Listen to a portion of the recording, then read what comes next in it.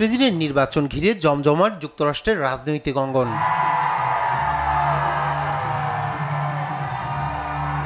সোমবার রাতে শিকাগোতে শুরু হচ্ছে ডেমোক্রেটিক পার্টির জাতীয় সম্মেলন। এই সম্মেলনে ডেমোক্রেটিক প্রেসিডেন্ট প্রার্থী হিসেবে আনুষ্ঠানিকভাবে মনোনয়ন গ্রহণ করবেন কমলা হ্যারিস।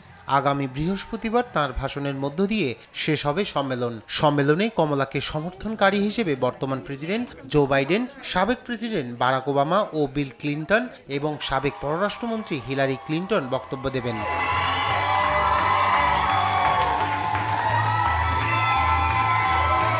এদিকে ডেমোক্রেটিক পার্টির কনভেনশন ঘিরে শহরের বিভিন্ন স্থানে বিক্ষোভের জন্য হাজির হয়েছেন হাজার হাজার অ্যাক্টিভিস্ট। অর্থনৈতিক অবিচার থেকে শুরু করে গাজা যুদ্ধ নিয়ে মনোযোগ আকর্ষণ করার চেষ্টা করবেন ফিলিস্তিনপন্থী বিক্ষোভকারীরা।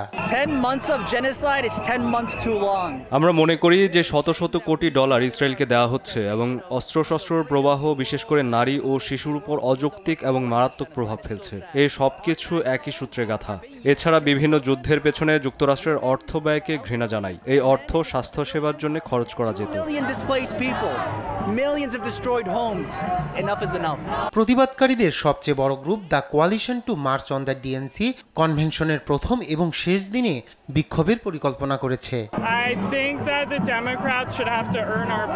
আমাদের প্রত্যাশা অন্তত 20,000 লোক বিক্ষোভে যোগ দিবে, যাদের মধ্যে ছাত্ররাও থাকবে, যারা নিজ নিজ ক্যাম্পাসে গাজা যুদ্ধের বিরুদ্ধে প্রতিবাদ বিক্ষোভ করেছিল। গেল মাসে মিলাওয়াকিতে রিপাবলিকান দলের কনভেনশন থেকে শিক্ষা নিয়ে এবার শিকাগোতে আরো বড় শক্তিশালী বিক্ষোভের প্রত্যাশা করছেন অ্যাক্টিভিস্টরা। সামাজিক ইস্যুতে আন্দোলনের ইতিহাস আছে শিকাগোর। রায়হান কবির শুভ্র, নিউজ ডেস্ক, দেশ টিভি।